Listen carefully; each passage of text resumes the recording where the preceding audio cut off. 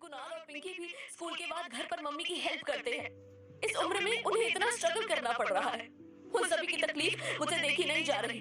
सबको मुझसे बहुत सारी एक्सपेक्टेशंस हैं और एक मैं हूँ जो अपनी फैमिली के लिए कुछ भी नहीं कर पा रही हूँ।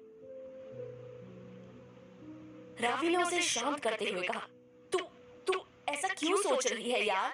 बस एक बार तेरी पढ़ाई पूरी हो जाए, फिर तेरी प्रैक्टिस शुरू हो जाएगी और फिर उसके बाद तो सब ठीक हो ही जाएगा। ये सारी प्रॉब्लम्स टेम्पररी हैं।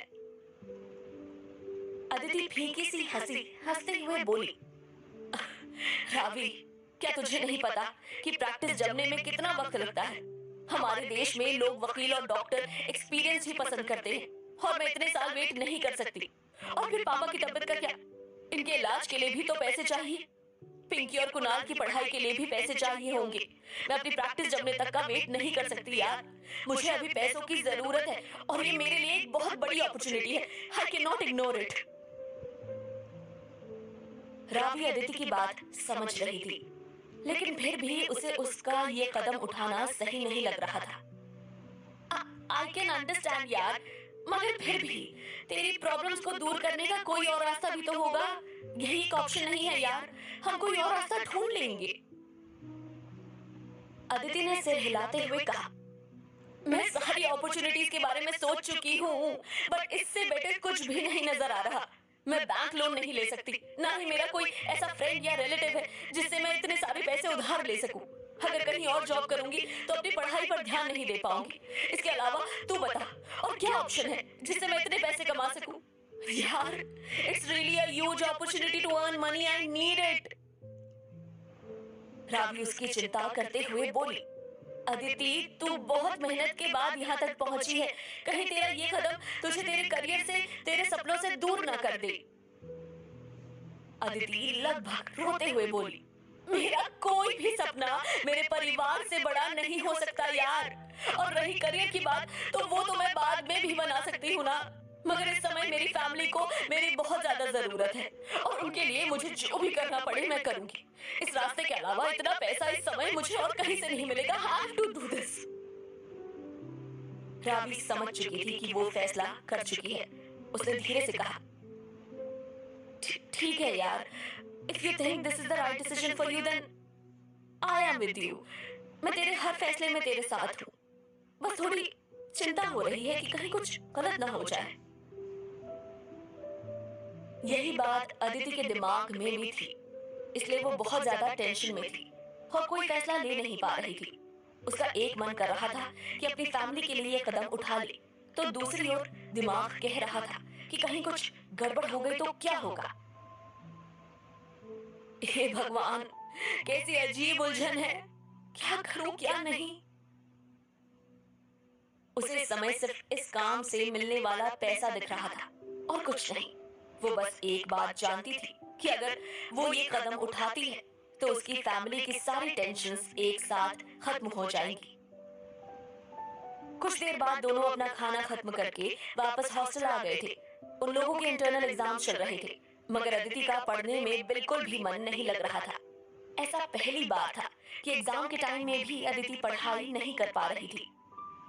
उसने अब तक के सारे एग्जाम्स में टॉप किया था। हमेशा से वो एक ब्रिलियंट स्टूडेंट रही थी।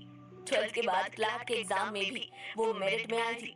इसी वजह से उसे फुल स्कॉलरशिप मिली थी और इसी कारण वो इतने बड़े कॉलेज में पढ़ाई कर पा रही थी। वरना उसके घर की फाइनेंशियल कंडीशन इतनी अच्छी नहीं थी कि वो ऐसे कॉलेज में पढ़ पाती। उसके छोटे भाई बहन रतलाम में ही पढ़ाई कर रहे थे। पूरा परिवार अदिति से उम्मीद लगाया था कि जल्द से जल्द उसका करियर शुरू हो और उनकी फैमिली की मुसीबतें खत्म हो सके। अदिति खुद भी यही चाहती थी कि जल्द से जल्द उसकी पढ़ाई खत्म हो और वो कुछ बन जाए ताकि उसके परिवार के लिए वो कुछ कर सके। वो अपने ख्यालों में उलझी हुई थी कि तभी उसका फोन बजा। उसने कांपते हुए हाथों से फोन उठाया। जब से उसके पापा को हार्ट अटैक आया था, तब से फोन की हर रिंग उसके दिल की धड़कनें बढ़ा देती थी। किसी बुरी खबर का डर उसे सताने लगता था।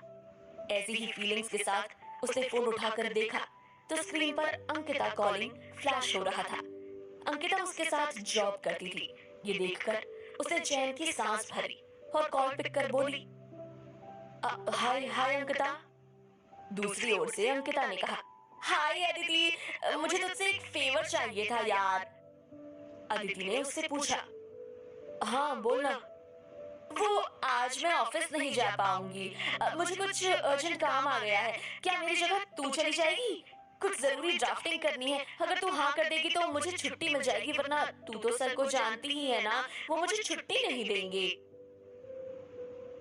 इस पर अदिति ने उससे कहा, मगर अंकिता आज तो संडे है। आई नो यार, मुझे पता है आज तेरा वीक ऑफ है, बट प्लीज मेरी हेल्प कर दे, मुझे सच में बहुत अर्जेंट काम है। अदिति का मन वैसे भी पढ़ाई में नहीं लग रहा था, तो उसने सोचा ऑफिस ही चली जाती हूँ, शायद माइंड डाइवर्ट हो जाए।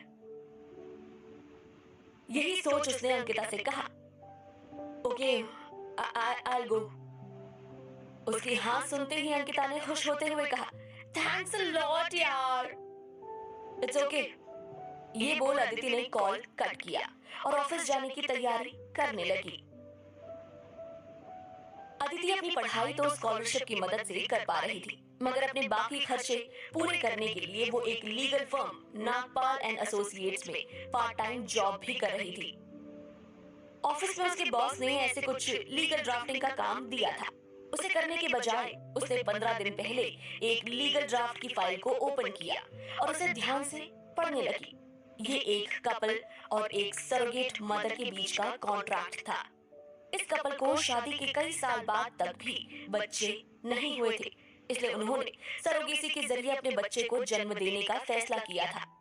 इस कॉन्ट्रैक्ट के अकॉर्डिंग वो औरत जो सरोगेसी के लिए तैयार हुई है, उसे उस कपल के बच्चे को अपनी कोख में पालना होगा और फिर जन्म के बाद बच्चे को उस कपल को सौंप देना होगा। जन्म के बाद बच्चे का और जन्म देने वाली माँ का कोई रिश्ता नहीं रहेगा। इसके बदले उसे एक भारी रकम दी जाने वाली थी, जिसका जिक्र भी उस कॉन्ट्रैक्ट में था। ये अमाउंट 6 डिजिट्स में था। अदिति के लिए ये बहुत बड़ी रकम थी। अदिति ने बड़े ध्यान से उस कॉन्ट्रैक्ट के हर क्लॉज को पढ़ा।